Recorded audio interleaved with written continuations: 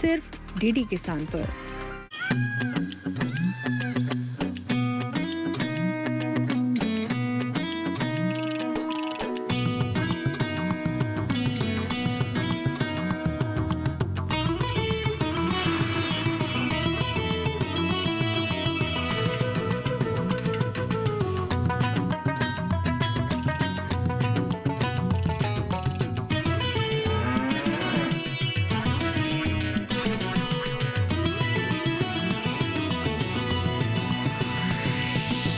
DD किसान, बदलते भारत की शान।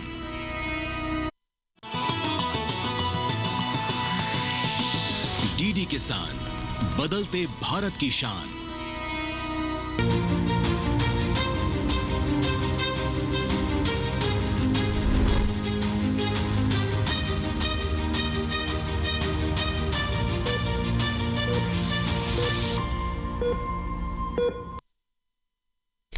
नमस्कार, स्वागत है आपका स्वस्थ किसान में। मैं हूं अंजू सिंह। स्वस्थ किसान में आज हम बात करने वाले हैं बहुत ही महत्वपूर्ण विषय के बारे में। हम सभी चाहते हैं कि हमारा देश आगे बढ़े, विश्व पटल पर अपनी पहचान स्थापित करे, लेकिन ये संभव तभी हो पाएगा जब इसका एक एक नागरिक स्वस्थ होगा और अपनी पूरी ऊर्जा के साथ देश के विकास में अपनी भूमिका निभा पाएगा। इसीलिए आज का ये एपिसोड बहुत ध्यान से देखिएगा, क्योंकि आज हम बात करने वाले हैं कुपोषण के बारे में। कुपोषण यानी पोषक तत्वों की शरीर में कमी का हो जाना। खास तौर पर अगर हम उन देशों की बात करें जो कि विकास के मार्ग पर हैं, जहाँ पर जनसंख्या अधिक है, वहाँ पर ये समस्या काफ़ी बड़ी चुनौती है और हमारा देश भी इस चुनौती से जूझ रहा है।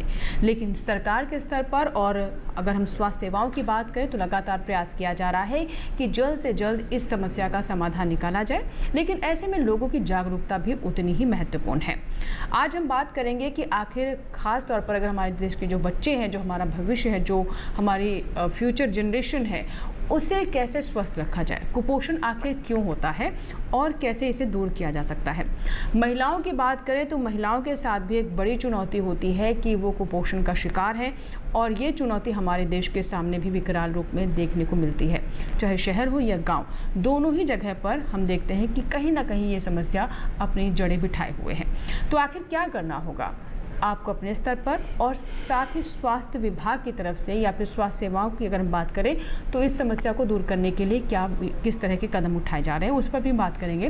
हालांकि समस्या सिर्फ भारत की नहीं है, पूरा विश्व इससे जूझ रहा है। तो चलिए नजर डालते हैं आज के विषय पर। तो आज का हमारा विषय है कुपोषण, कारण, लक्षण और बचाव। और अगर आपके कोई सवाल है या फिर आप कुछ जानना चाहते हैं तो आप हमें हमारे टोल फ्री नंबर पर कॉल करें, आप हमें ईमेल भी कर सकते हैं।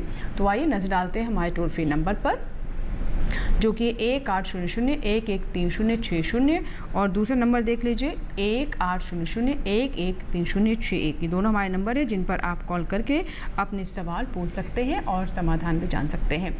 साथ ही आपको बता दें कि आप हमें ईमेल भी कर सकते हैं। दर्शकों को बता दें कि आप चाहे ईमेल करें या फिर अपने सवाल हमें कॉल के माध्यम से बताएं। सारे सवाल लाइव कार्यक्रम में शामिल किए जाएंगे।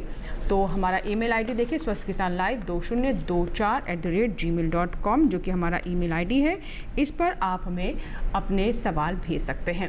और आपके सवालों के जवाब देने के लिए हमारे साथ बहुत ही विशेष मेहमान हैं, जो कि अगले 1 घंटे तक यहाँ पर रहेंगे और आपके समस्याओं का समाधान देंगे। हमारे से डॉक्टर प्रदीप कुमार देवता जी हैं। सर, बहुत बहुत स्वागत है। प्रोफेसर एवं विभागाध्यक्ष हैं बाल रोग विभाग VMMC एवं सफदरजंग अस्पताल नई दिल्ली में। और हमारे साथ डॉक्टर अंकिता गोयल शर्मा, प्रोफेसर बाल रोग विभाग लेडी हार्डिंग मेडिकल कॉलेज नई दिल्ली से। आपका ही बहुत बहुत स्वागत है।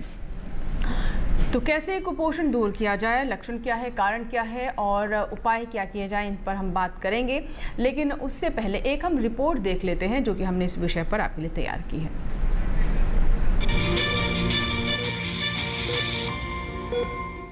नमस्कार दोस्तों, आज हम बात करेंगे एक ऐसे मुद्दे पर जो भारत के लिए सबसे बड़ी चुनौतियों में से एक है, कुपोषण। बिल्कुल भूमि, दरअसल भारत दुनिया में सबसे ज्यादा कुपोषण से प्रभावित देशों में आता है। यहाँ करीब 13.7% जनता अल्पपोषित है, 35.5% बच्चे बौने हैं और 18.7% बच्चे दुबले पतले हैं। दुख की बात तो ये है कि 5 साल तक के करीब 3% बच्चे जन्मदिन मनाने से पहले ही दुनिया छोड़ देते हैं। पिछले साल की वैश्विक भुखमरी रिपोर्ट में भी भारत की स्थिति बेहद चिंताजनक रही। 127 देशों में भारत 105वें स्थान पर था। अब सवाल ये है कि कुपोषण आखिर है क्या? तो शरीर को सही तरीके से काम करने के लिए प्रोटीन, कार्बोहाइड्रेट, विटामिन, वसा और खनिज जैसे पोषक तत्वों की जरूरत होती है। अगर ये पोषक तत्व पर्याप्त मात्रा में न मिलें या जरूरत से ज्यादा मिल जाएं, तो यही कुपोषण कहलाता है। और कुपोषण की वजह से सिर्फ कमजोरी ही नहीं होती, बल्कि एनीमिया यानी खून की कमी, घेंघा, हड्डियां कमजोर होना, चिड़चिड़ापन, थकान, सांस लेने में तकलीफ जैसी गंभीर समस्याएं भी सामने आती हैं। तो बचाव कैसे करें? बहुत आसान है। अपने खानपान में फल, सब्जियां, अनाज और दालें जरूर शामिल करें। दूध, दही और पनीर जैसे डेयरी उत्पाद भी लें। और हाँ, मीठे, तले भुने और पैकेट वाले प्रसंस्कृत खाद्य पदार्थों से बचें। साथ ही नियमित व्यायाम करें, धूम्रपान और शराब से दूर रहें और पूरी नींद लें।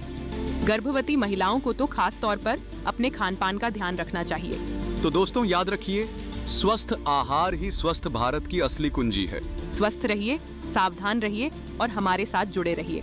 धन्यवाद।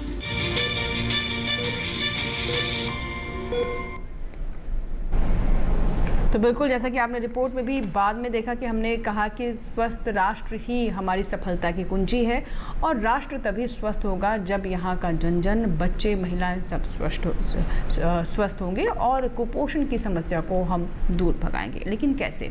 आइए चर्चा की शुरुआत करते हैं। और सबसे पहले मैं सर डॉक्टर प्रदीप आपसे जानना चाहूँगी, अगर हम कुपोषण को समझना चाहें आम लोगों की भाषा में, तो ये क्या है? कई बार ये होता है कि जिन्हें भरपूर पेट खाना भी मिलता है, उनमें भी हम देखते हैं कि खून की कमी होती है या फिर उनकी उस तरह से वज़न नहीं बढ़ता, उनकी उस तरह से लंबाई नहीं होती। तो कुपोषण किस तरीके से समझा जाए?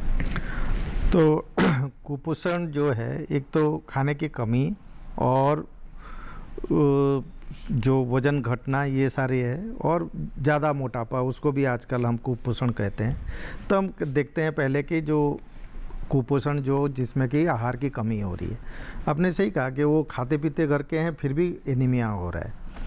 इसका एक कारण मतलब एक कारण तो नहीं कह सकते, उसमें बहुत सारे कारण हैं।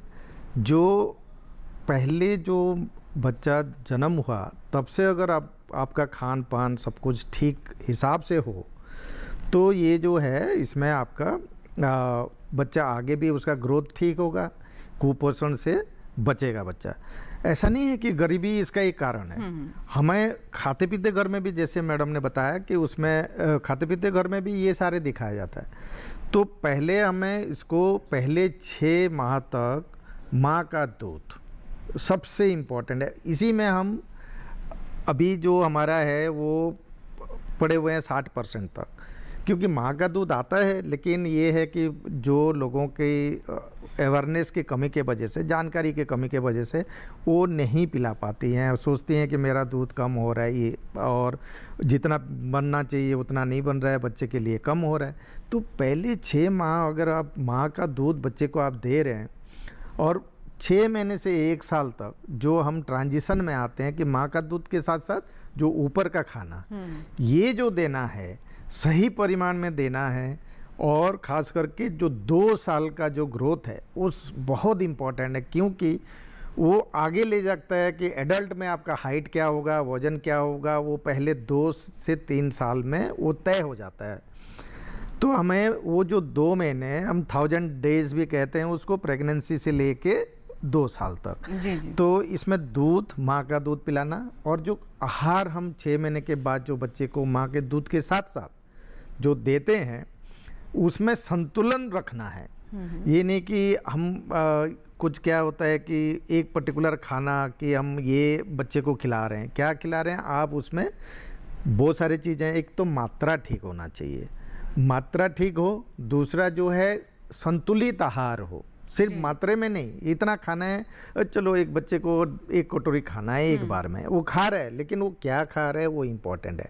तो संतुलित आहार होना चाहिए जिसमें कि carbohydrate, protein, vitamins and fat सब कुछ होना चाहिए, और साथ के साथ जो मिनरल्स है वो भी इम्पोर्टेंट। जैसे एनीमिया आपका, अगर वो खाने में आयरन ही नहीं है। जैसे दूध पे पलते हैं बच्चे, बहुत सारे बच्चों को आपने देखा गोल मटोल हो रहे हैं, 1 साल हो गया एकदम गोल दिख रहे हैं, सफ़ेद दिख रहे हैं, माँ बाप बहुत खुश हैं कि मेरा बच्चा गोरा हो रहा है और वजन बढ़िया बढ़ रहा है। देते रहते हैं। हाँ, वो नहीं होना चाहिए। दूध 6 महीने तक, वो भी माँ का दूध। उसके बाद आपको ठोस आहार देना पड़ेगा जिसमें कि सब कुछ संतुलित होना चाहिए। हम इसको एक सरल उपाय में अगर बताएं तो उसको हम कहते हैं इंद्रधनुष। जो खाने में आप देखना, अलग अलग खाने का अलग अलग रंग होता है, तो एक संतुलित आहार में अगर आप इंद्रधनुष के सारे कलर आपके खाने में जो बच्चे को दे रहे हैं आ रहे हैं ना, तो उसको सब कुछ मिलेगा। सिर्फ दूध दे रहे हैं तो उसमें वो मोटापा दिखेगा, लेकिन खून की कमी आ जाती है। वैसे सूजन आ जाता है, प्रोटीन की भी कमी आ जाती है, क्योंकि वो इतने प्रोटीन दे नहीं पाते हैं 6 महीने के बाद। ये ध्यान रखना, 6 महीने तक सिर्फ माँ का दूध वो बहुत उसके लिए बहुत पोषक है, और जितना आ रहे उतना उसको चाहिए बच्चे को, उससे ज़्यादा कुछ नहीं चाहिए। 6 महीने के बाद माँ का दूध या गाय के दूध में बच्चा नहीं पनप सकता।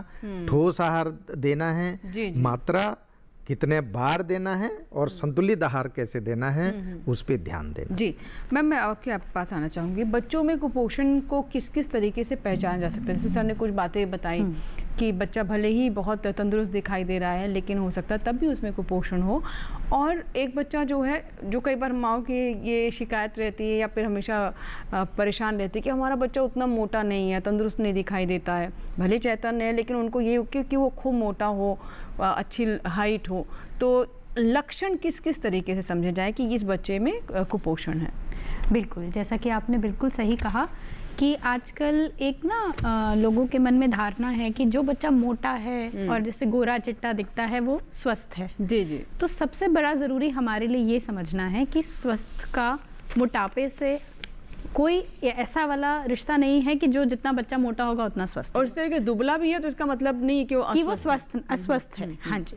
तो इसके लिए जो हमारे आधार हैं कि हमारा कुपोषण हम किसे कहते हैं, उसके लिए हमारे पास है कि शुरुआती समय में हम अपने बच्चे का वज़न और लंबाई उसको नियमित तरीके से नपवाते रहें। और इसका सबसे सरल उपाय है कि जब हमारे अपने बच्चे को हम टीकाकरण के लिए लेके जाते हैं तो उस दौरान में आंगनवाड़ी में जहाँ पर भी हम जा रहे हैं, आशा वर्कर यह काम वो करती हैं। उस समय पे उनका नियमित तरीके से हम वज़न और लंबाई देखते हैं। उसके हमारे कुछ एक मापदंड हैं कि एक बच्चा इस शुरुआत के 3 महीने में इतना उसका वजन बढ़ना चाहिए, साल भर तक में इतनी लंबाई हो जानी चाहिए। जैसा अभी सर ने भी बताया कि शुरुआती 2 साल सिर्फ शारीरिक नहीं, मानसिक विकास के लिए भी बहुत जरूरी है, क्योंकि उस समय हमारे जो दिमाग है उसका विकास सबसे मैक्सिमम होता है। तो उस समय पे अगर हमारा शारीरिक और मानसिक विकास बिल्कुल सही, अमूमन जो हमारे मापदंड है उसके हिसाब से चल रहा है, तो हमें लगता है कि हाँ हमारा बच्चा ठीक है। तो इसके लिए ये जरूरी नहीं है, कुछ बच्चे होते हैं लंबे होते हैं लेकिन पतले दिखते हैं, उनका वजन ठीक है, हड्डियों का वजन ठीक है। तो अगर उनका वजन और लंबाई हमारे जो भारतीय मापदंड हैं बच्चों के आधार पे उनको लिए गए हैं, और उसके हमारे पास कुछ चार्ट्स अवेलेबल रहते हैं जो हमारे टीकाकरण के कार्ड में भी बने हुए होते हैं। वो आसानी से है कि आप उसके ऊपर अगर अपना वजन और उनका बच्चों का नियमित तौर से हम नाप के लगाते रहें तो हमारे पास इसको जल्दी पकड़ने का, कुपोषण को जल्दी पकड़ने का ये सबसे सरल तरीका है।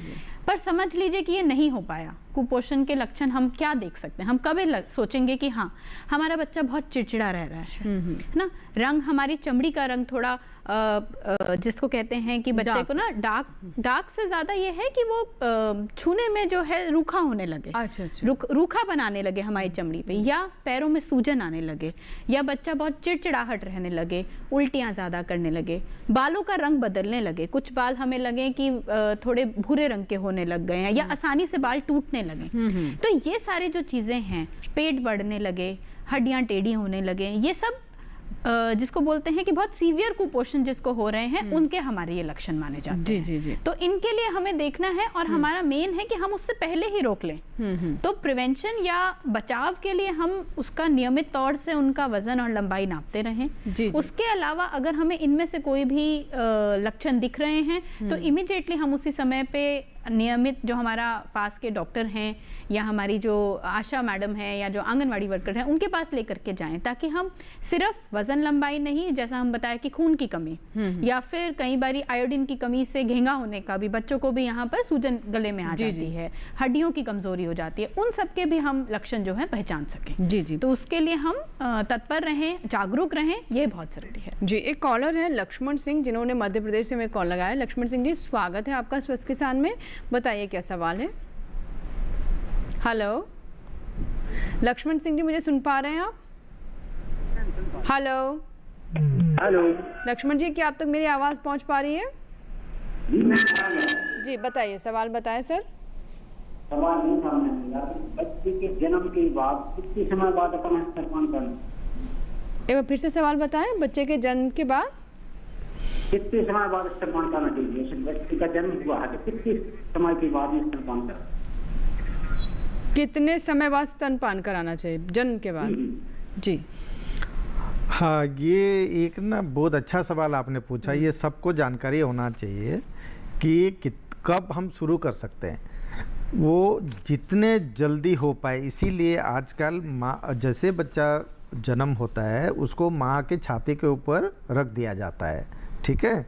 तो जल्द से जल्द स्तनपान कराना है, और अगर समय की बात करें तो आधे घंटे के अंदर अंदर अगर वो शुरुआत करें, ज़्यादा से ज़्यादा 1 घंटे के अंदर वो स्तनपान शुरू करवा देना चाहिए। इसलिए जन्म के बाद आजकल बच्चे को सीधे माँ के छाती पर रख दिया जाता है, और बच्चा अपने आप देखेंगे तो वो छाती पकड़ लेता है और दूध पीना शुरू कर देता है। वो स्वाभाविक है उसका कि छाती पे आपको बस ले जाना है उसको, वो फिर अपने आप दूध पीना शुरू कर देगा। और ये आधे घंटे के अंदर अंदर अगर नॉर्मल डिलीवरी हो गया है, और ज़्यादा से ज़्यादा 1 घंटा, 1 घंटे के बाद शुरू अगर लेट हो रहा है तो आगे थोड़ा सा दिक्कत होने का संभावना रहता है। इसीलिए हम कहते हैं कि 1 घंटे के अंदर अंदर आपको दूध पिलाना शुरू कर देना। कई लोगों के जिनके सामान्य डिलीवरी नहीं होती है और उन्हें एक दिन 2 दिन भी लग जाते हैं, तो वैसी स्थिति में क्या कहना चाहें? उसमें भी कभी भी 1-2 दिन नहीं लगेगा। अगर जिनका ऑपरेशन से भी हो रहा है ना, उनको थोड़ा सा बच्चे को माँ के छाती के पास ले जाना है और बच्चे को थोड़ा सपोर्ट कर देंगे। जैसे आजकल हमारे ज़्यादातर जो डिलीवरी हो रहे हैं वो अस्पताल में हो रहे हैं। अस्पताल में जो डिलीवरी हो रहे हैं सबको 1 घंटे के अंदर, वो ऑपरेशन से भी हुआ है। पहले कहते 4 घंटा, नहीं 1 घंटा। उसमें कुछ नहीं, बच्चे को लेके माँ के छाती पे लगाना है और कुछ नहीं करना, बच्चा अपने आप दूध पिएगा। जी, एक और कॉलर है विजय सिंह है, जिन्होंने हमें बुलंदशहर से कॉल किया, उत्तर प्रदेश से हमारे साथ फोन लाइन पर है। विजय जी बताइए क्या सवाल है आपका? मेरा ये भी बच्चा होने के बाद में कितने दिन बाद खाना चाहिए? खाना कब तक है? अच्छा ठीक है।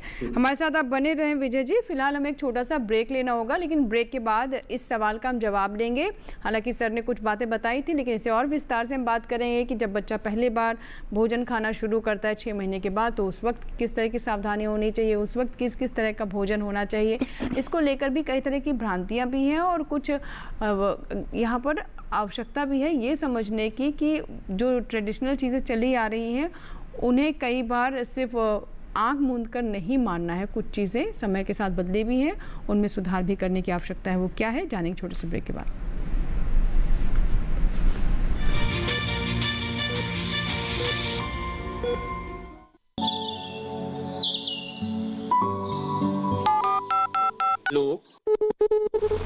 कार्यक्रम के पहले कॉलर जुड़ के हम इस बीच हमारे पास कुछ ईमेल्स भी आए। सवाल पूछिए अपना।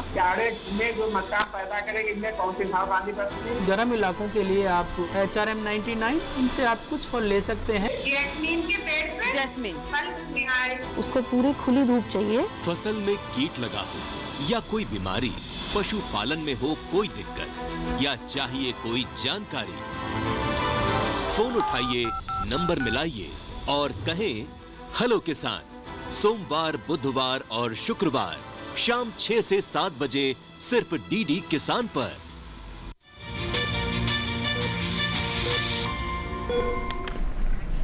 ब्रेक के बाद एक बार फिर आपका स्वागत है। आप देख रहे हैं स्वस्थ किसान और आज हम बात करें कुपोषण की लक्षण, कारण और बचाव की। ब्रेक से पहले एक दर्शक थे विजय जी, जो कि जानना चाहते थे कि बच्चों को जब हम भोजन देना शुरू करते हैं, यानी जो नवजात शिशु होते हैं 6 महीने के बाद जब उन्हें हम सॉलिड देना शुरू करते हैं तो उस वक्त क्या क्या दिया जा सकता है।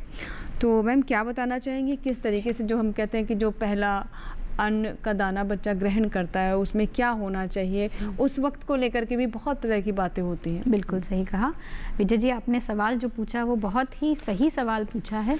तो जैसा कि सर ने पहले भी बताया कि 6 महीने तक हमें बच्चे को सिर्फ माँ का दूध देना है, बट 6 महीने के बाद ऊपर से खाना देना, ठोस आहार देना बहुत ज़रूरी है।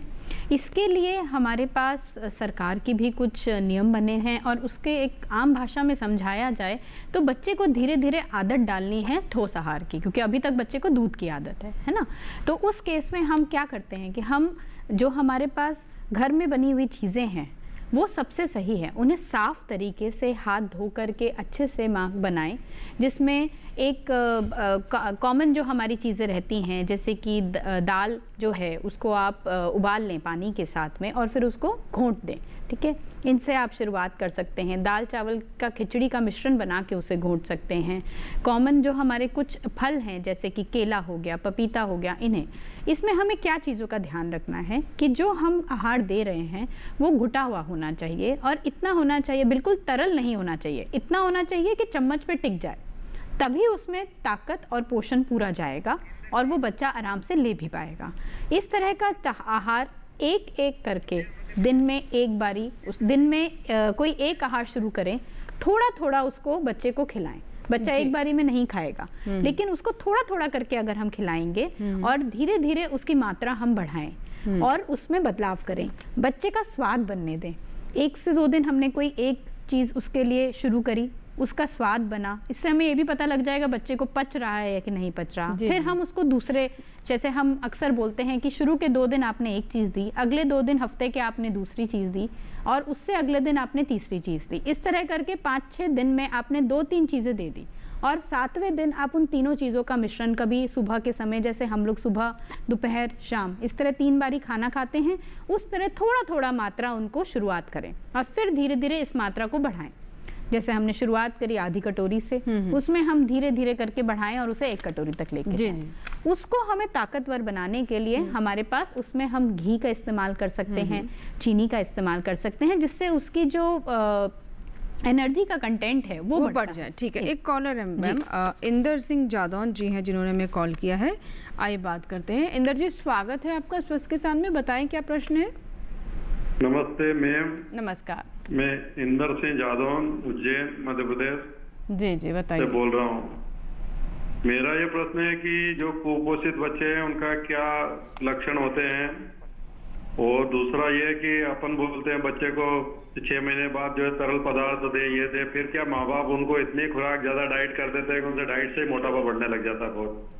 दूसरा मेरा प्रश्न है कि आजकल इंग्लिश टॉयलेट, इटालियन टॉयलेट का बच्चों को यूज पेरेंट्स करवाते हैं, तो ये कितना उचित है या वो ही अपनी सादी टॉयलेट पे पाँव पर बैठकर सोच करें। ठीक है इंदर जी, अब आपने जो पहले सवाल पूछा है कि एक तो सिम्टम्स की बात की, तो सर इसी से जोड़ करके ही हम सवाल ले लेते हैं। एक तो सर ये कि जो कुपोषण है, कुछ तो बातें हमने बताई इस पे और हमारे जो दर्शक हैं उनके सवाल का भी जवाब देते हैं साथ में। कुपोषण और बच्चों में होने वाली बीमारियों का क्या संबंध है, क्या क्योंकि इससे आपकी प्रतिरोधक क्षमता भी घट जाती है, खून की भी कमी हो जाती है, तो क्या बीमारियां भी इससे हो सकती हैं? हाँ, ये एक कुपोषण आप अगर देखें, कहते हैं कि ये सारे बीमारियों का जननी है।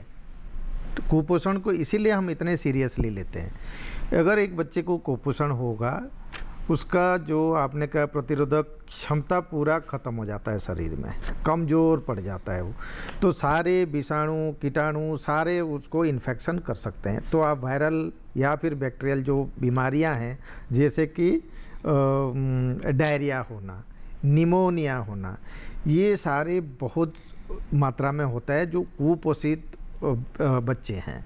तो इन्फेक्शन बहुत कॉमन है डायरिया के नाम पे, निमोनिया के। दूसरा क्या होता है, जैसे दस्त लग गया उसको या निमोनिया हो गया, उसका इस दौरान खाने का भी सारा हिसाब किताब गड़बड़ हो गया। तो क्या होगा, जो कुपोषण पहले से कुपोषण उसको है, ये जो खाने पीने की 7 दिन से 10 दिन तक फिर इधर उधर हो गया, वो कुपोषण उसका बढ़ जाएगा। तो फिर वो बच्चा आगे इन्फेक्शन के लिए ज़्यादा, उसका जो प्रतिरोधक क्षमता और भी कम हो जाएगा, फिर बार बार इन्फेक्शन होगा और कुपोषण उसको ग्रसित कर लेगा। तो इसीलिए ये बहुत इम्पोर्टेंट है, हम कुपोषण को सारी बीमारियों का जननी भी कहते हैं इसीलिए। जी जी बिल्कुल। मैम अब मैं आपके पास आना चाहूँगी, जैसे इनका दूसरा सवाल था कि जो बच्चों के कुछ शुरुआत में उन्हें खुद से खाना सिखाना, पॉटी ट्रेनिंग वगैरह दी जाती है, तो उसी से जुड़ा इनका दूसरा सवाल था। तो ये क्योंकि बच्चे की पूरी वेलबींग की हम बात कर रहे हैं, कितना महत्वपूर्ण रहता है? ये बहुत ही सही सवाल पूछा आपने। और आजकल हम ये देख रहे हैं कि बच्चों में कब्जियत की समस्या जो बहुत ही ज़्यादा बढ़ती जा रही है, मतलब पेट के दर्द और कब्जियत की समस्या, जिसमें बच्चों को पॉटी जाने में दिक्कत होती है और बहुत समय तक नहीं जा पा रहे हैं। इसका कहीं ना कहीं एक बहुत बड़ा कारण जो ये बच्चों में डायपर्स का इस्तेमाल है, ये भी है, क्योंकि बच्चों को डायपर पहना के खड़े होकर के पॉटी करने की आदत बचपन से पड़ी होती है।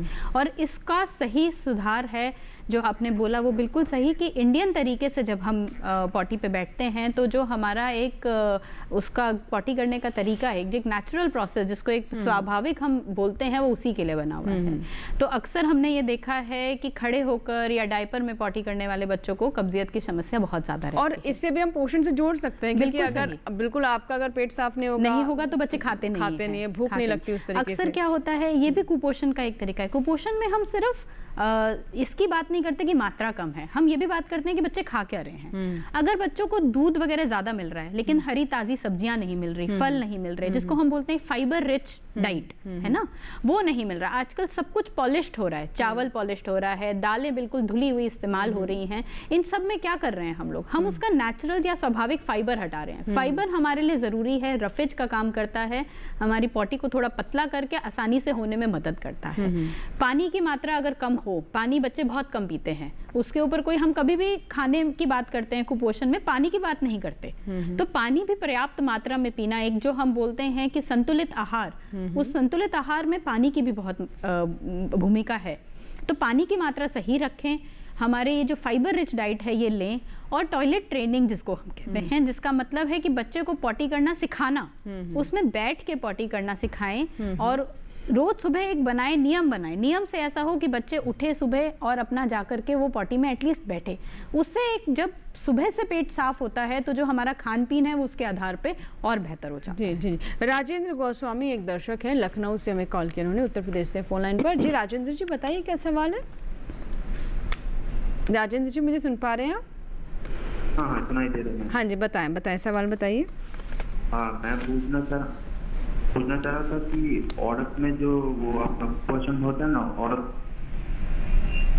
जी, हाँ उसको ठीक करने के लिए मतलब क्या करना पड़ेगा? महिलाओं का कुपोषण, ठीक है, चलिए ये हम इस पर आने वाले थे। मैम जैसे अभी बच्चों के बारे में बताया, तो सर अब मैं आपसे जानना चाहूँगी कि महिलाओं पर कुपोषण का ज़्यादा प्रभाव क्यों पड़ता है? ख़ास तौर पर जब हम बात करते हैं तो बच्चे और महिलाएं ऐसा सेक्शन है सोसाइटी का जो ज़्यादा इससे ग्रसित है, ये क्या उन पर असर इसका ज़्यादा होता है, या फिर कहीं हमारे चाहे वो सामाजिक स्तर पे बात करें या फिर जो हमारे जो खाद्य सुरक्षा, पोषण सुरक्षा, उसमें कहीं कमी रह जाती है? सर क्या कहना चाहेंगे? उसमें आप ये जो है महिला और हमारे शिशु, ये दोनों कुपोषण से ज़्यादा ग्रसित होते हैं, वो बात सही है।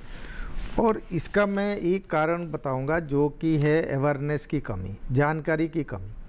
बच्चों के बारे में हमने अभी बात करी कि माँ का दूध पिलाना है और 6 महीने के बाद ठोस आहार देना शुरू करना है, और ठोस आहार में भी आप कितने मात्रा में देना है, कितने बार देना है, कौन सी खाना देना है, उसके बारे में भी हमने बात करी। लेकिन ये जो है कभी क्या होता है ना, छोटे बच्चों में हम कैसे करते हैं कि हम खा रहे हैं, उसको बिठाया साइड में, अपने थाली से खिलाना शुरू कर देते हैं, जो कि बिल्कुल गलत है। हमें अच्छा, उसमें इसे तो बहुत अप्रिशिएट किया जाता है आमतौर पर, हमने देखा। हाँ, वो हमारा सोसाइटी में एक है ऐसा। तो जो है, या दोनों बच्चे हैं, एक बड़ा है एक थोड़ा छोटा है, एक 2 साल 3 साल की फ़र्क है, दोनों को एक प्लेट में निकाल के दे देते हैं, वो भी गलत है। क्योंकि जो बड़ा बच्चा है उसका खाने का जो स्पीड है वो जल्दी जल्दी खाना खा लेगा। हो सकता है वो सारा खाना खाए, छोटे बच्चे ने उतने जल्दी से खाना नहीं खा पाया, तो छोटा बच्चा जो है उसको कुपोषण होने के चांसेस है। और जब अपने साथ उसको खिला रहे हैं, आपको कभी नहीं पता चलेगा कि बच्चे ने उस बार कितना खाना खाया। ठीक है, तो हमेशा हम कहते हैं कि जो भी बच्चा है उसका प्लेट अलग होनी चाहिए, उसका अलग से परोसा जाना चाहिए खाना उसके लिए, तो आपको फाइनली पता लगेगा कि बच्चे ने कितना खाना खाया। तो ये एक कारण है। दूसरा जो माताओं की है, हमारे जैसे सोसाइटी में माँ बहनें हमारे सारे जो हैं आखिरी में खाना खाते हैं, मतलब इस तरह का देखा गया कि जो बच गया वो खा लिया। तो ये, और वाकई उनको जो खाने की जो ज़रूरत है वो ज़्यादा है, खास करके जब वो गर्भावस्था में है। गर्भावस्था में आपको आमतौर पे 25 से 35% तक ज़्यादा खाना चाहिए, क्योंकि वो दूसरे के लिए भी खुराक माँ से, बच्चा भी खुराक कहाँ से ले रहा है, माँ से ही ले रहा है। तो इसलिए माँ को कम से कम 25% से 35% तक उसको खाना, जो आहार था, मान लीजिए 1 रोटी खाते थे वो, तो उसको 1.25 रोटी से 1.5 रोटी तक ले जाना है। और उसके बाद डिलीवरी के बाद जब मिल्क, जो दूध पिला रहे हैं बच्चे को, उस टाइम तो 50% ज़्यादा चाहिए, क्योंकि अब बच्चा बड़ा हो रहा है, उसको खुराक ज़्यादा चाहिए। वो कहाँ से मिल रहा है? माँ से ही ले रहे हैं। जी। तो इसीलिए माँ का जो खुराक है 50% बढ़ना चाहिए, जो आमतौर पे जानकारी भी नहीं है। और माएँ अपने ऊपर, मैं सबको कहूँगा जितने माएँ हैं, आप अगर स्वस्थ नहीं हैं, आपका बच्चा स्वस्थ नहीं हो सकता। जैसे मैंने शुरुआत में भी कहा था कि कुछ हमारे जो पारंपरिक तौर पर जो चीज़ें चली आ रही हैं, कई बार हम उसको बहुत ही खुशी खुशी एम्ब्रेस कर लेते हैं कि महिला जो है वो त्याग करती है और पूरे घर को खिलाती है, लेकिन उसके बाद अपने भोजन के लिए उनके पास समय नहीं होता। लेकिन अगर आप खुद स्वस्थ नहीं रहेंगी तो उस परिवार को भी उस तरह से पोषित नहीं कर पाएंगी। मैं आपके पास आती हूँ, लेकिन उससे पहले कॉलर है, उनसे बात कर लेते हैं। हेलो हेलो हेलो हेलो, नमस्कार जी। नमस्कार, स्वागत है आपका। जी मैम, हमारा क्वेश्चन ये था कि बच्चों के लिए अनप्रोसेस्ड हनी और महिलाओं के लिए मशरूम कितना उपयुक्त है? मैम समझ पाए सवाल? बच्चों के लिए अनप्रोसेस्ड, एक बार फिर से बताइए सवाल चंद्र प्रकाश जी। मैम, बच्चों के लिए जो है अनप्रोसेस्ड हनी, अच्छा हनी, और महिलाओं के लिए मशरूम उपयुक्त है कुपोषण से दूर करने? ठीक है, बहुत अच्छा सवाल है मैम। अक्सर ये हम इस पे तो काफ़ी चर्चाएं सुनते हैं कि शहद, बच्चों को कहते हैं सबसे पहले शहद चटाया जाए, या फिर कितने उम्र तक अनप्रोसेस्ड आप जो शहद है वो शुरू करें या ना करें, और मशरूम के बारे में भी बात की है। तो लेकिन अभी हमें एक छोटा सा ब्रेक लेना होगा। ब्रेक के बाद हम वापस आएंगे तो बात करेंगे इसके बारे में। कहीं मत जाइएगा, देखते रहें स्वस्थ के साथ।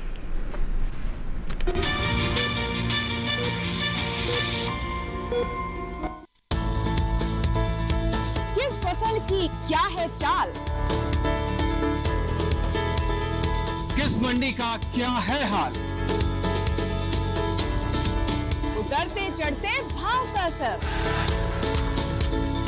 आयात निर्यात का क्या है असर, कैसा रहेगा आगे बाजार, बताएंगे मंडियों के जानकार। देखिए मंडी खबर, सोमवार से शनिवार शाम 5 बजे सिर्फ दूरदर्शन किसान चैनल पर।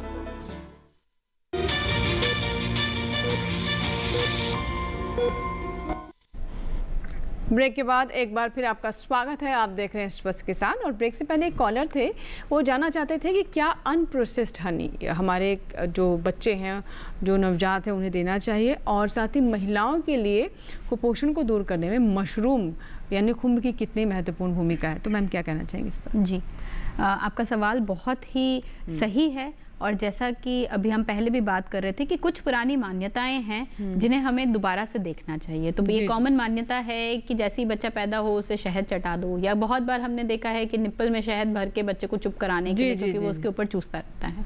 इसमें सबसे बड़ी समस्या ये है कि अनप्रोसेस्ड हनी, उसके अंदर बहुत सारे टॉक्सिन्स होने का डर है। हमारे पास आजकल कुछ भी साफ नहीं है, शुद्ध नहीं है। ऐसे में हनी के अंदर जो टॉक्सिन्स हैं, क्योंकि वो अनप्रोसेस्ड है और वो कच्चा है, ना, उसमें हम कुछ उसको उबाल नहीं रहे हैं, कुछ नहीं कर रहे हैं, उससे शुरुआती दौर पे बहुत ज़्यादा इन्फेक्शन होने का और पेट की बीमारियां होने की, समस्या होने की बहुत ज़्यादा लक्षण बढ़ जाते हैं, जिसको हम दस्त कहते हैं, वो होने के संभावनाएं बहुत ज़्यादा बढ़ जाती हैं। तो ऐसा माना जाता है कि कम से कम 1 साल तक तो शहद का उपयोग बच्चों के लिए ना किया जाए। जहाँ तक महिलाओं की बात है, महिलाओं के कुपोषण में मुझे लगता है, जैसे कि अभी हम पहले भी बात कर रहे थे, कि सबसे बड़ा रोल इस चीज़ का आता है कि माएँ सारा खाती ही नहीं, सबसे आखिर में खाती हैं। कहीं ना कहीं हमें ये भी समझना पड़ेगा कि इसकी शुरुआत या जड़ जो है वो बचपन से है। हमारी एक कुपोषित महिला से पहले वो एक कुपोषित बच्ची थी, कहीं ना कहीं वहाँ से शुरुआत हुई है। उसकी बचपने में जो वो कुपोषण था वो चलता रहा। यही बच्ची बड़ी होकर जब माँ बनेगी, उसके पास अपने बच्चे को देने के लिए कोई भी रिजर्व्स नहीं है, जिनको हम कहते हैं ना, क्योंकि बच्चा लेता तो माँ से ही है। और फिर ये एक बहुत ही ख़राब काल चक्र के रूप में घूमता रहता है कि एक कुपोषित माँ का जो बच्चा है वो भी कुपोषित पैदा होता है। ऐसे में उनके लिए हर चीज़ वो खाना जो है सेफ़ है, जिसको कहते हैं, जो एक नॉर्मल मील खा सकते हैं, ठीक है। तो मशरूम, मांस, मच्छी, अंडा, ये सब खाना सबसे ज़रूरी है कि खाना ठीक तरीके से बनाया गया हो। भी है मैम मशरूम, बिल्कुल। तो खाना ठीक तरीके से पकाया गया हो और सही साफ तरीके से अगर बना हुआ हो तो वो हर तरह की चीज़ महिलाएं खा सकती हैं और उन्हें खानी भी चाहिए, क्योंकि उनका स्वास्थ्य बच्चों के स्वास्थ्य से साफ जुड़ा हुआ है। जी जी जी सर, अब बात करते हैं बच्चों के विकास की। ये तो बात हुई कि पोषण होना चाहिए, पूरा पेट भर खाना मिलना चाहिए उन्हें, लेकिन वो बच्चे जिनमें न्यूट्रिएंट्स की कमी रह जाती है, उनका शारीरिक विकास तो एक समस्या है ही, लेकिन हमने अक्सर देखा है कि पढ़ाई में पीछे रह जाना, क्लास में उस तरीके से वो दिखाई नहीं देते हैं कि उतना अटेंटिव हैं या उतने अच्छी चीज़ों को समझ पा रहे हैं। तो क्या इसका असर ओवरऑल उनके पूरे व्यक्तित्व पर, उनकी सोचने की क्षमता, चीज़ों को समझने की क्षमता, यानी मस्तिष्क के विकास पर भी पड़ता है? बिल्कुल। उसमें अभी थोड़ी देर पहले भी मैं कह रहा था कि फर्स्ट 1000 डेज वो जो विकास है वो सबसे इम्पॉर्टेंट है पूरी लाइफ के। आगे भी उसी का जो डेवलपमेंट होगा, शारीरिक हो, मानसिक हो, वो सारे विकास जब बड़ा हो जाएगा, एडल्ट हो जाएगा, उसके ऊपर इफ़ेक्ट करता है। तो जैसे हमने कार्बोहाइड्रेट, प्रोटीन, फैट की बात करें और विटामिन्स, मिनरल्स, ये दोनों थोड़ा सा साइट हो जाते हैं। खाना पीना, लंबाई बढ़ गया, ये बढ़ गया, लेकिन अगर आपके पास खाना बढ़िया है, मैडम भी कह रहे थे इस चीज़, आयरन की कमी हुई है उसमें, तो क्या होगा? एनीमिया होगा। कैल्शियम की कमी हुई, जो हमारे बोन्स हैं, जो हड्डियां हैं, वो कमज़ोर हो जाएंगे।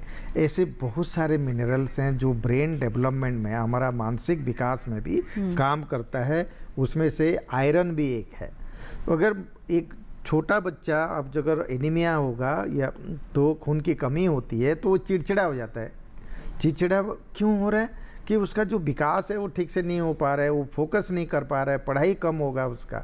ऐसे सेलेनियम, कॉपर, बहुत सारे मिनरल्स हैं जो हमारे खाना अगर संतुलित हो तो सही मात्रा में जाते हैं, जो कि हमारा मस्तिष्क का विकास के लिए भी हेल्प करते हैं।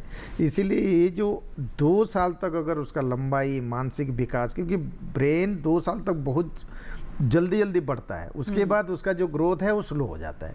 तो ये जो हमने इस दौरान अगर प्रॉपर संतुलित आहार देंगे तो उसका लंबाई बढ़ेगा और उसका मानसिक विकास अच्छा होगा। और ये पूरा प्रूवन है आज के डेट में कि जो ये 2 साल में जो है वो उसका एडल्ट लाइफ में इफेक्ट करता है। उसका जो उसका कंट्रीब्यूशन टू द सोसाइटी है, जो उसका ऑप्टिमल वर्क ये है, वो सारे जितना काम करने का क्षमता है उसमें भी असर पड़ता है, जो वो बड़ा हो जाता है। तो हमें इसको थोड़ा सा ध्यान देना पड़ेगा, खास करके 2 से 3 साल तक। एक कॉलर है, राजेंद्र गोयल जी हैं हमारे साथ, आइए उनसे बात करते हैं। पटियाला से हमारे साथ फोन लाइन पे। राजेंद्र जी, स्वागत है स्वस्थ किसान में। बताइए क्या सवाल है आपका? हेलो जी, बताएं।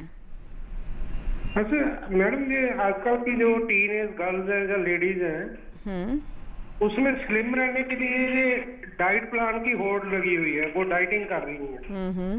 तो जो डाइटिंग कंसल्टेंट है उनके किसी रिकॉग्नाइज्ड हॉस्पिटल से ना होकर, तो वो सो कॉल्ड डाइटिशियन मार्केट में फ्लरिश कर रहे हैं। उनको वो ट्रेडिशनल डाइट से हटाकर पता नहीं क्या कुछ खाने के लिए बोलते हैं। ठीक है, ठीक है। तो ये क्या करना चाहिए और इससे क्या साइड इफेक्ट है? जी मैम, बहुत ही अच्छा सवाल पूछा है आपने राजेंद्र जी। और ये समस्या आजकल बहुत ज़्यादा चल रही है। जैसा कि हमने शुरुआत में बोला, कुपोषण सिर्फ खाना या आहार कम नहीं, अति भी है। पर आजकल कुपोषण में एक नई चीज़ जुड़ गई है, वो है लोगों की मानसिकता। मानसिकता है कि हम सही नहीं हैं, हम मोटे हैं, हम बहुत पतले हैं, अपने लुक्स को लेकर, अपने शारीरिक छवि को आसपास के लोगों की वजह से, अपने दोस्तों की वजह से हम अलग ही मानने लग जाते हैं। और ये भी एक अलग ही तरह का कुपोषण है। जैसा कि आपने बिल्कुल सही कहा, जो हमारी ट्रेडिशनल डाइट्स हैं, हमारे जो भारतीय खाना है वो एक संतुलित आहार बनाया गया। उसमें हमने देखा कि हम हमेशा, हमारी दादी नानी हमें कहते हैं कि भाई आप रोटी, सब्जी, दाल, सलाद, ये सारी मात्राएं पूरा एक लगा के जो थाली लगाई जाए, इसको हम लोग अपनी भारतीय थाली, जो हम ट्रेडिशनल भारतीय थाली कहते हैं, इसको आजकल बदल दिया गया है कि हम कॉन्टिनेंटल फूड ले रहे हैं, ये ले रहे हैं, वो ले रहे हैं। ये सही नहीं है, क्योंकि हम एक नई चीज़ आजकल जिससे जूझ रहे हैं वो है हिडन हंगर या छुपी हुई भूख। इसमें क्या है कि जो हम खाना खा रहे हैं उससे हमारी भूख मिट रही है, या हम अपने कि हमें तो इतना ही कैलोरीज खाना है, हम अपना ट्रैक कर रहे हैं कि हमने इतनी कैलोरीज खाई, इतना ये खाया। लेकिन जैसा कि बताया कि उसमें जो हमारे माइक्रोन्यूट्रिएंट्स हैं, विटामिन हैं, मिनरल हैं, इनकी कमी पूरी नहीं हो पा रही। कई बार आजकल लड़कियां, खासकर ये जो हमारी टीनेज लड़कियां हैं, पतला रहने के लिए खाना खाने के बाद उल्टियां करती हैं। ये सारी चीज़ें बहुत ही गलत हैं। इससे हमारा पूरा शरीर, सारे अंगों पे इसका बहुत ही नकारात्मक असर पड़ता है। जी जी। तो ये सब हमें नहीं करना चाहिए। दूसरा, जैसे कि अभी हम विटामिन मिनरल्स की बात कर रहे थे मानसिक संतुलन के साथ में, इसमें एक बहुत इंपॉर्टेंट मिनरल है जो आजकल, और इसका हमारा सरकार भी इसके ऊपर बहुत जोर दे रही है, वो है आयोडीन, जिसकी कमी की वजह से थायराइड ग्लैंड जो है हमारा, उसका विकास पूरा नहीं हो पाता। और ये थायराइड का जो कमी है, ये हमारे बच्चों के मानसिक विकास पे बहुत बड़ा असर डालती है। इसी को पूरा करने के लिए सरकार की तरफ से जो हमारा नमक है उसे फोर्टिफाई करने की, या उसमें आयोडीन को मिक्स करके उसे देने की पूरी मुहिम जो चलाई गई है, जिससे हमारा ये जो नेशनल प्रोग्राम है आयोडीन डेफिशिएंसी डिसऑर्डर के लिए, उसको कम करने में बहुत मदद मिली है। जी, तो उसके ऊपर भी हमें खास ध्यान इसका रखना चाहिए। जी जी बिल्कुल। अब सर मेरा अगला सवाल ये है कि हम जैसे वयस्कों के लिए कहते हैं, एडल्ट्स के लिए, कि आप समय समय पर अपनी जांचें कराते रहें, क्या कमी है, कहीं कहीं कोई बीमारी के संकेत तो नहीं है। तो क्या बच्चों में भी ऐसा कुछ रिकमेंड किया जाता है कि अगर आपको कुछ भी गड़बड़ लग रहा है तो क्या उनकी भी जांचें होनी चाहिए, और किस किस तरह की? हाँ, ये बच्चों का जो समय समय पर हमने जो टीकाकरण के टाइम में आ रहे हैं, उसमें सिर्फ टीका नहीं दिया जाता। पहले डॉक्टर देखते हैं, या आंगनबाड़ी में जो दीदी हैं वो देख के उसको फिर वज़न लेते हैं, लंबाई नापते हैं, और उसके बाद उनको फिर टीका के लिए वो लिख देते हैं कि भाई अब टीका लगाओ। पहले तो उसी में पकड़ में आ जाएगा जो कमियां हैं। उसके साथ साथ अभी जैसे कि बहुत सारे प्रोग्राम सरकार ने, जैसे कि एनीमिया मुक्त भारत, तो उसमें हर बच्चों को जो 3 महीने तक आयरन देना हर साल, वो एक जुड़ा गया है। तो वो स्कूल से, जो बड़े बच्चे हैं, थोड़ा स्कूल से मिल रहा है या आंगनबाड़ी से मिल रहा है, उसको ज़रूरी देना है। डी वार्मिंग के लिए हर 6 महीने में गोलियां भी मिल रही है। तो ये सारी चीज़ें जो हम कर रहे हैं, उसके लिए ये प्रोग्राम सारे बनाया गया है। तो जैसे अगर हॉस्पिटल में आए डॉक्टर, वो तो एग्जामिन करके पकड़ लेते हैं कि भाई उनका हड्डियां भी ठीक है कि नहीं, भोजन तो ठीक है, बट बोन में कोई कमजोरी है कि नहीं वो देख लेंगे। अगर वो दिखता है तब जाके जांच कराना है। जैसे रोज हमेशा जो 40 के बाद जो रूटीन जांच नहीं कराते हैं, जैसे हम देखेंगे कि हाँ भाई हमें थोड़ा सा बच्चा सफ़ेद दिख रहा है, साथ ही साथ हम खून की जांच कराते हैं, हड्डियां थोड़ा सा टेढ़ी लग रही है, फिर हम वो उसका कैल्शियम, विटामिन डी, ये सारे जांच कराते हैं। जो त्वचा ये सारे कम हो रहे हैं तो विटामिन ए सप्लीमेंटेशन की भी प्रोग्राम चल रहा है उसमें। आंखें कमज़ोर हो जाना, ये सारे प्रोग्राम चल रहे हैं। तो ये ऐसे हमें, जैसे आप टीकाकरण में ज़रूर डॉक्टरों को भी एक बार दिखाइए, वो जैसे सलाह दे रहे हैं उसको मान के, फिर वो अगर कोई जांच के लिए लिख रहे हैं तो आप जांच कराइए, नहीं तो रूटीन जांच की कोई ज़रूरत नहीं। जी मैम, अब मैं आपसे जानना चाहूँगी कि आर्थिक स्थिति क्या है आपकी, वो भी बहुत निर्भर करता है। और मान लीजिए कि आप एक सामान्य परिवार से और उस तरह के संसाधन नहीं है, तो क्या तब भी वो पोषण की पूर्ति कर सकते हैं? क्या हमारी रसोई घर में जो हम पारंपरिक तौर पर भोजन करते आए हैं, अब तो मिलेट्स को लेकर के भी सरकार ने बहुत एक प्रयास किया अंतर्राष्ट्रीय स्तर पर भी। क्या उससे हम पोषण की पूर्ति बच्चों में और महिलाओं में कर सकते हैं? जो भी उपलब्ध है, आप बहुत पैसा नहीं खर्च कर सकते अपने भोजन पर। जी बिल्कुल, जैसा कि मैंने पहले भी कहा कि जो हमारा एक ट्रेडिशनल भारतीय खाना है वो गांव से ही शुरू हुआ है और उसमें कहीं पे भी बहुत हाई फाई चीज़ों की ज़रूरत नहीं थी, है ना। तो वही हम अभी रख सकते हैं। हर चीज़ का हमारे पास एक सस्ता और टिकाऊ जिसको कहते हैं उस तरह का एक खाद्य पदार्थ हमारा ज़रूरी हमारे पास है ना। हम बोलते हैं संतुलित आहार के बारे में। संतुलित आहार में हम कहते हैं कि हमारे पास 5 से 6 चीज़ें होनी चाहिए, जिसमें हम शुरुआत करते हैं सीरियल से, जो हमारा रोटी अनाज जिसको हम कहते हैं, जिसमें रोटी चावल और आजकल उससे ज़्यादा ज़रूरी जो मोटा अनाज जिसको हम बोलते हैं, ये हमारे पास कॉमनली आसानी से मिल जाता है, बाजरा और रागी, ये सारी चीज़ें हैं, ज्वार हैं, ये सब चीज़ें हम इस्तेमाल कर सकते हैं। इसके बाद बात आती है हरी सब्जियों की, फल की। तो जो भी उस सीज़न का फल है या सब्जी है उसे खिलाएं, क्योंकि कोल्ड स्टोरेज की रखी हुई चाहे 12 माह सब्जियां मिलती हैं, लेकिन उसका जो पैसा है वो भी बहुत ज़्यादा होता है और उसका जो न्यूट्रिटिव कंटेंट जिसको हम कहते हैं कि उसके अंदर पोषण देने की जो क्षमता है वो बहुत कम होती है। तो जो उस सीज़न का फल सब्जी है वो आप उसको दें। साथ में हम बात करते हैं रूट्स एंड ट्यूबर्स, इसके मतलब हो गया आलू, शकरकंदी, इस तरह की जो चीज़ें हैं इनको अगर हम अपने डाइट में डालेंगे तो उससे हमें बच्चों को खासकर पोषण अच्छा मिलता है। इसके बाद बात करते हैं कि दूध से बनी हुई चीज़ें, तो हमारे यहाँ पर मतलब भारत तो जननी है दूध और गांव में और हमारे हम तो अंतर्राष्ट्रीय स्तर पर बिल्कुल उत्पादन में बहुत आगे हैं। उस आधार पे दूध की मात्रा में मुझे नहीं लगता कि कोई कमी होनी चाहिए और उससे बनी हुई पदार्थ दूध, दही, छाछ, मट्ठा आसानी से घर में बना करके हम बच्चों को दे सकते हैं जी। इससे हमारी सारी विटामिन, मिनरल, इन सब की भी जो पूर्ति है वो होती है।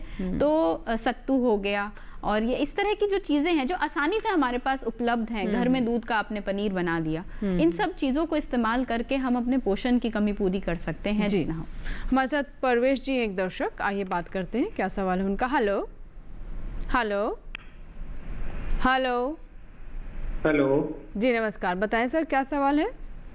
नमस्कार, प्रश्न बताएं। बताने जा रहे हैं कि हेलो जी जी सवाल बताएं सर। महाराष्ट्र से बात कर रहे हैं आप? हाँ, महाराष्ट्र से बात रहे हैं। अभी समझ लो हम परवल इलाके में रहते हैं ना जी। हाँ, तो अभी जो बच्चे की माता है उसको अभी वहाँ पे जो वनस्पति जो सब्जी मिलती है ना, खट्टी सब्जी रहती कुछ, तो वो उनके लिए आहार के लिए ठीक है, ये संतुलित आहार के लिए ठीक है कि नहीं? कौन किस तरह की सब्जी? हाँ, अभी समझ लो जंगल में तो खट्टी सब्जी जैसी रहती, पाला भाजी सब रहती ना। अच्छा, हरी सब्जियाँ, ठीक है। कटी हुई सब्जी आप पूछ रहे हैं? हाँ, ओके ओके जी मैम। जी बिल्कुल, तो जैसे कि बताया कि सब्जियों की मात्रा बढ़ाने से बहुत फ़ायदा होता है, खासकर ये हमारी सारी जो विटामिन की डेफिशिएंसी है वो उन्हीं से ठीक होती है। सब्जियां इस मौसम में थोड़े अभी ये है कटी हुई हरी सब्जियों के साथ में थोड़ा कीड़ा की और ये सब समस्या है, तो सबसे ज़रूरी है कि इनको अच्छे से धो करके इस्तेमाल किया जाए। अच्छे से धो के और पका के खाने से इनका जो नुकसान है वो कम है और फायदा जो है वो बहुत ज़्यादा है जी जी। और कोई भी ऐसी चीज़ नहीं है जो माँ को नुकसान करे, अच्छे से अगर वो बनी हुई हो और साफ तरीके से स्वच्छता से बनी हुई हो, वो बहुत ज़रूरी, सबसे ज़रूरी ये है कि स्वच्छ तरीके से साफ सफाई करके अच्छे से उसको 3-4 बार हरी सब्जियों को धो करके इस्तेमाल करने से कोई नुकसान नहीं जी। बिल्कुल, तो देखिए हरी सब्जियां तो वैसे भी कहा जाता है कि रामबाण होती है हमारे स्वास्थ्य के लिए, और अक्सर हमारे जो चिकित्सक हैं वो यही कहते हैं कि आपकी थाली में हरी सब्जियां ज़रूर होनी चाहिए, अलग अलग रूपों में भले हो सकते हैं लेकिन रखें ज़रूर। फिलहाल छोटा सा ब्रेक लेते हैं, कहीं मत जाइएगा, देखते रहें स्वस्थ के साथ।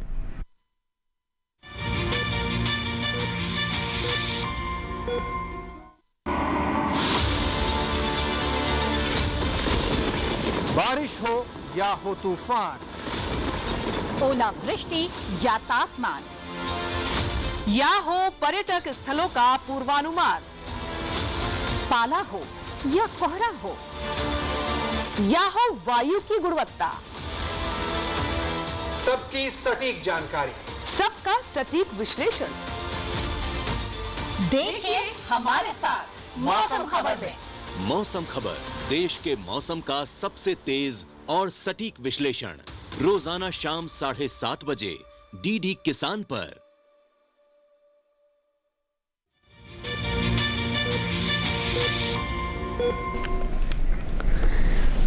ब्रेक के बाद एक बार फिर आपका स्वागत है। आप देख रहे हैं स्वस्थ किसान और आज हम बात कर रहे हैं बच्चों और महिलाओं में किस तरीके से पोषण की कमी से कई बार बड़ी समस्याएं हो जाती हैं। लक्षण क्या है, कारण क्या है, बचाव क्या है, किस तरह से आप सावधान रहकर सजग रहकर अपने पोषण की समस्या को दूर कर सकते हैं। इसमें हमारी मदद कर रहे हैं दो बहुत ही खास मेहमान जो कि लगातार हमारे साथ स्टूडियो में बने हुए हैं। अगर आपको कोई भी सवाल है तो आप हमें ज़रूर कॉल करें या फिर हमारे टोल फ्री नंबर पर कॉल करके, और आप चाहे तो ईमेल भी करें। आपके सभी सवाल कार्यक्रम में लाइव शामिल किए जाएंगे। चलिए बातचीत को अब आगे बढ़ाते हैं। अब मैं जानना चाहूँगी कि एक समस्या ये भी हम देखते हैं कि कई बार ओवर न्यूट्रिशन भी हो जाता है। ये ओवर न्यूट्रिशन क्या होता है और ये ओवर न्यूट्रिशन भी उतना ही ख़तरनाक है जितना माल न्यूट्रिशन? जी बिल्कुल, जैसा कि हमने बताया कि कुपोषण 2 हिस्से पे बांटा गया है। पहला है खाना कम, दूसरा खाना ज़्यादा। दोनों ही चीज़ें जो हैं वो आजकल बच्चों के लिए काफ़ी हानिकारक मानी जा रही हैं, क्योंकि हमारे लिए ज़रूरी है कि हम बच्चों को संतुलित आहार दें।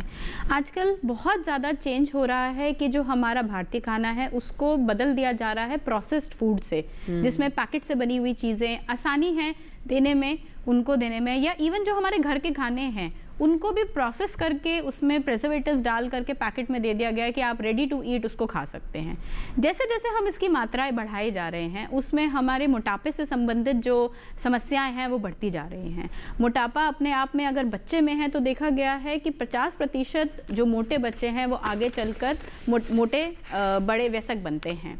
और इसका हमारा जो नेशनल सर्वे है उसमें भी बताया गया है कि जो मोटापे की चीज़ हमारे पास 2% थी 2015-16 में, वो 20-21 में डबल हो चुकी है, 4% तक हो चुकी है। यानी दोनों तरफ चुनौती, दोनों तरफ से चुनौती भारत फेस कर रहा है कि जिसमें हमारे एक तरफ बच्चे कुपोषण या बहुत कम खाने की वजह से परेशान हैं और दूसरी तरफ मोटापे की वजह से आगे चल के जल्दी शुगर की समस्या, ब्लड प्रेशर की समस्या, ये अब जो एक उम्मन हम बोलते थे 50 साल की उम्र के बाद, वो आजकल 30 साल 20 साल की उम्र में बच्चों को ये समस्याएं हो रही हैं। और इसका कहीं ना कहीं बहुत बड़ा असर है कि हमारा शुरुआती 4-5 साल का जो खाना है, अगर हम उसको संतुलित रख के एक बार बच्चों को आदत डाल दें सही तरीके से खाने की, साथ में एक्सरसाइज करने की या फिजिकल एक्टिविटी। और दूसरा आजकल एक बहुत कॉमन समस्या है कि लोग टीवी देख करके खाना खाते हैं, बच्चों को मोबाइल दिखा करके। ऐसे में उन्हें यही नहीं पता कि उनकी अपनी भूख कितनी है, वो नियंत्रण ही नहीं कर पाते। तो जब तक टीवी चलता रहेगा खाते रहेंगे, टीवी नहीं दिखाएंगे नहीं खाएंगे।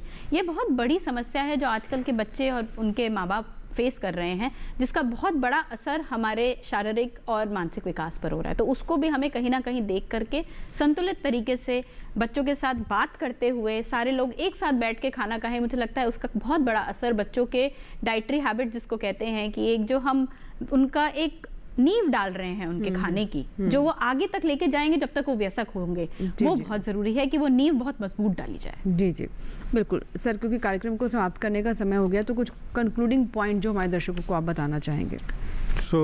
जो लास्ट में ये कहना चाहता हूँ कि पहले 6 महीने तक बच्चे को सिर्फ माँ का दूध दीजिए।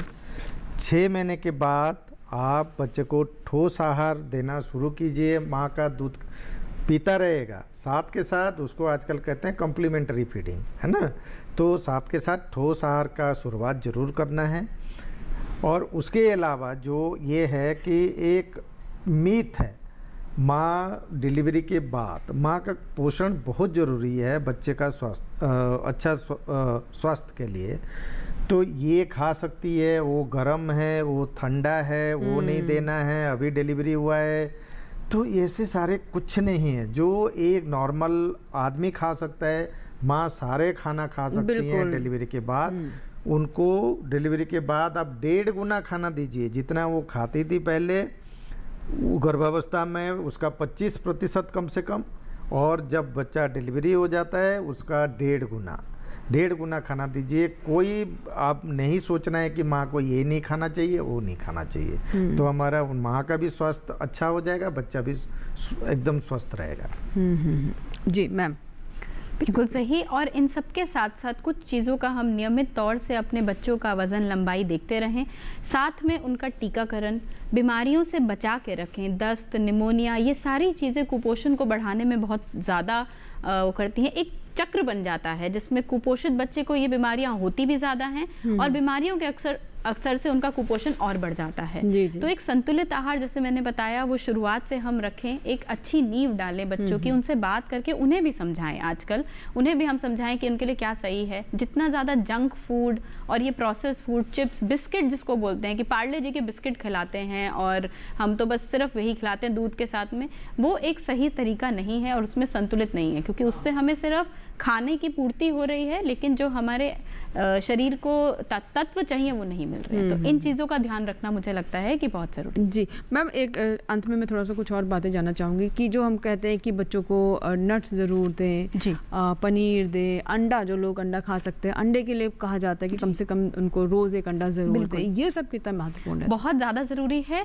अंडे को हम बोलते हैं कि एक संपूर्ण प्रोटीन की तरह इस्तेमाल करता है। जो लोग खाते हैं उनके लिए रोज़ एक अंडा अगर हम खाते हैं तो छोटी सी अंडे में एक 6 ग्राम का प्रोटीन, मतलब आप अगर पूरे दिन में बच्चे को चाहिए कम से कम 20 से 25 ग्राम का प्रोटीन, तो उसमें एक अंडे को खिलाने से 6 ग्राम का प्रोटीन मिल जा रहा है। तो आप ये सोचें कि कम मात्रा में आप कितना ज़्यादा प्रोटीन दे पा रहे हैं। और प्रोटीन हमारे लिए, क्योंकि बढ़ता हुआ बच्चा है, हमारे शारीरिक विकास के लिए, हमारे मांसपेशियों के लिए प्रोटीन की ज़रूरत बहुत ज़्यादा है, तो वो देना बहुत ज़्यादा ज़रूरी है।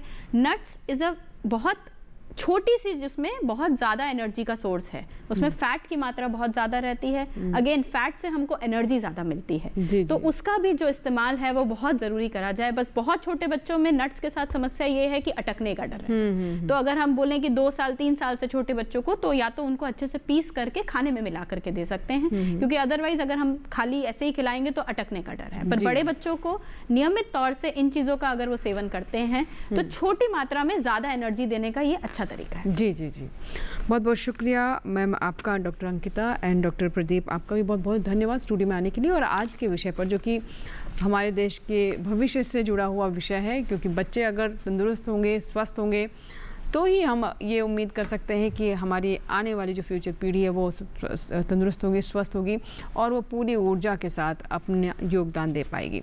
अगर आपके कोई सवाल हैं या फिर आप चाहते हैं किसी और विषय पर हम स्वस्थ किसान लेकर आएँ, तो आप इसकी जानकारी हमें ईमेल करके भी दे सकते हैं। हमारा ईमेल आईडी नोट कर लें, swasthkisanlive2024@gmail.com।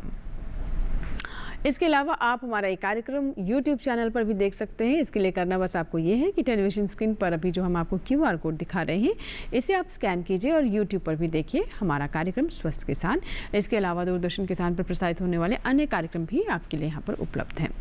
इसी के साथ ही यहाँ आपसे इजाज़त लेंगे और चलते चलते एक बार फिर से कहेंगे कि अपने बच्चों का और ख़ासतौर पर माएँ भी अपने स्वास्थ्य का पूरा ध्यान रखें, क्योंकि जब आप तंदुरुस्त होंगी तभी अपने परिवार का ध्यान रख पाएंगे। फिलहाल यहाँ आपसे नमस्कार करते हैं। आप बने रहें दूरदर्शन किसान के साथ। नमस्कार।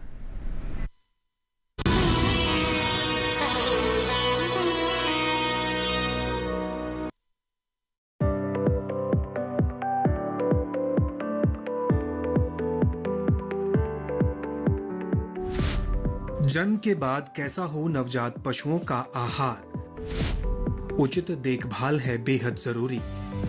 टीकाकरण को न करें अनदेखा, पशु का बेहतर स्वास्थ्य व्यवसाय की पूंजी। जानने के लिए देखिए नवजात पशुओं में होने वाले रोग एवं बचाव इस रविवार शाम 6:30 पर अपना पशु चिकित्सक लाइव, सिर्फ दूरदर्शन किसान चैनल।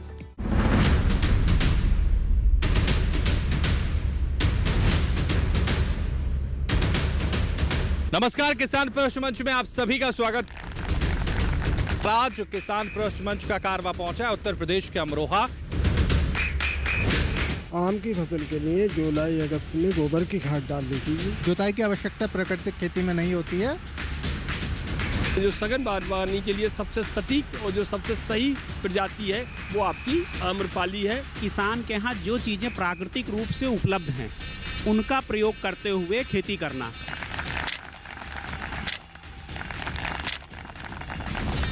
देखिए किसान प्रश्न मंच सीजन 2 हर रविवार शाम 8:30 बजे सिर्फ दूरदर्शन किसान पर।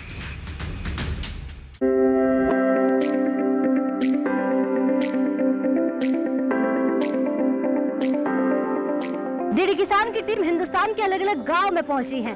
ऐसे में आज हमारा गांव जो है वो चंडीगढ़ अहीर गांव है। आज हम यहाँ पर चर्चा करेंगे श्रीअन्न, वो मोटा अनाज जो राजस्थान वासी सबसे ज्यादा लगाते हैं। आज बाजरा पहले एक कोई घर खाने के लिए करते थे, आज बेचने के लिए पैदा कर रहे हैं। जो हमारे आज के युवा में कमी होती जा रही है न्यूट्रिएंट्स की, वो बाजरे से ही पूर्ति हो सकती है। सर बहुत ज्यादा वैल्यू बढ़ी है। पहले बाजरा 1000-1200 क्विंटल बिकता था, अब 2500-2600 क्विंटल बिक रहा है सर। राजस्थान से देखिए श्री अन्न पर कार्यक्रम चौपाल चर्चा 8 सितंबर सोमवार सुबह 9 बजे सिर्फ दूरदर्शन किसान पर। अन्न हमारा जीवन है, अन्न ही ब्रह्म है। किसान अन्न देता है तो वो अन्नदाता भी है और वो जीवन दाता भी है। अब नकली बीज, नकली उर्वरक और नकली कीटनाशक बनाने वालों की खैर नहीं। दोषियों के विरुद्ध होगी सख्त कार्रवाई, निलंबित होगा कंपनियों का लाइसेंस। नया कानून बनाया जा रहा है किसान भाइयों, उसका ड्राफ्ट तैयार किया जा रहा है और उसमें ऐसे किसी बेईमान को छोड़ा नहीं जाएगा। नकली इनपुट पर क्या कहता है कानून?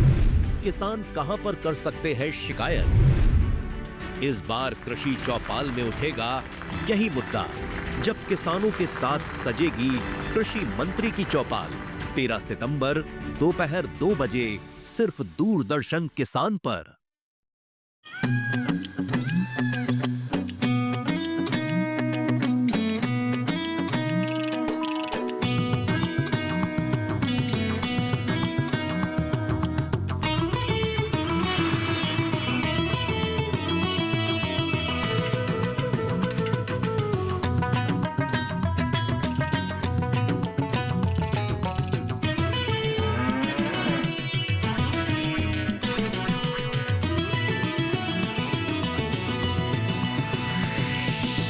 डीडी किसान, बदलते भारत की शान।